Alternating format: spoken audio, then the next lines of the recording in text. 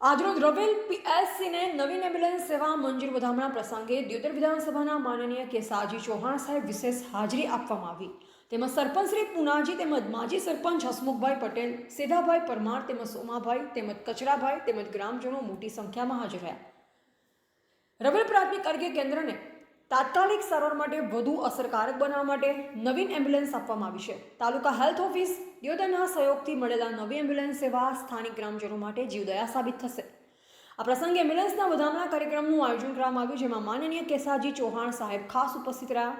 તેમના દ્વારા નવીન એમ્બ્યુલન્સના વધામણા કરવામાં આવ્યા। આ કાર્યક્રમ પીએસસી રવેલના medical officer doctor PP Chaudhari સાહેબ તથા તમામ આરોગ્ય કર્મીઓ, ગ્રામ પંચાયતના પ્રતિનિધિગણ અને સ્થાનિક નાગરિકો ઉપસ્થિત રહ્યા હતા। એવા પ્રકાશ ગોસ્વામી સાથે પ્રતાપજી ઠાકોર। તાલુકાના રવેલ પ્રાથમિક આરોગ્ય કેન્દ્રમાં આપણે જ્યારે એમ્બ્યુલન્સ સરકાર દ્વારા આમ તો 3 એમ્બ્યુલન્સ આપવામાં આવી છે કે રૈયા પીએચસી, પૂર્ણા પીએચસી અને રવેલ પીએચસી।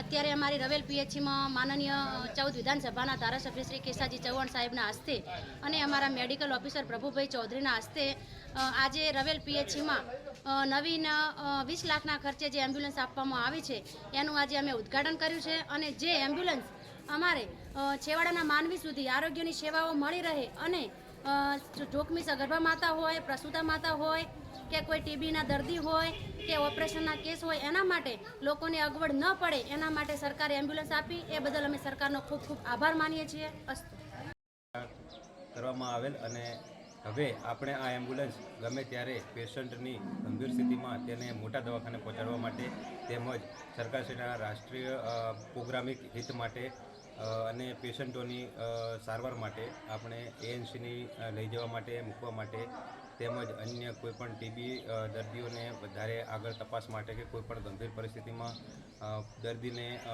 આગળ મોટા દવાખાને પહોંચાડવા માટે આપણે આ પ્રકારે એમ્બ્યુલન્સનો ઉપયોગ કરી શકીશું। અને આજરોજ રવેલ પ્રાથમિક આરોગ્ય કેન્દ્ર ખાતે દર્દીઓના ટ્રાન્સપોર્ટેશન માટે ગુજરાત સરકાર દ્વારા જે એમ્બ્યુલન્સ ફાળવવામાં આવી છે, તો ગુજરાત સરકારનો માનનીય ધારાસભ્ય સાહેબ શ્રીનો હું ખૂબ ખૂબ આભાર માનું છું।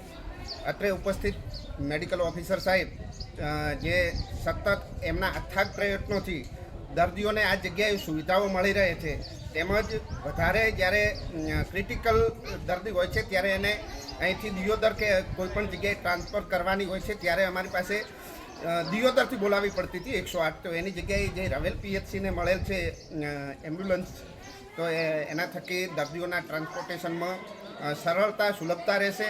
દર્દીઓને જિલ્લાની અંદર 25 જેટલી એમ્બ્યુલન્સનું લોકાર્પણ એ રાજ્યના મુખ્યમંત્રી શ્રી અંબાજીથી કર્યું હતું, પણ આજે આપણા તાલુકામાં 3 નવી એમ્બ્યુલન્સ આવે છે, વિધાનસભામાં 4 આવે છે, એટલે 3માં એક રૈયા, પોયણા અને અહીં રવેલ ખાતે, અને હજી કમોડી મારે પહોંચવાનું છે।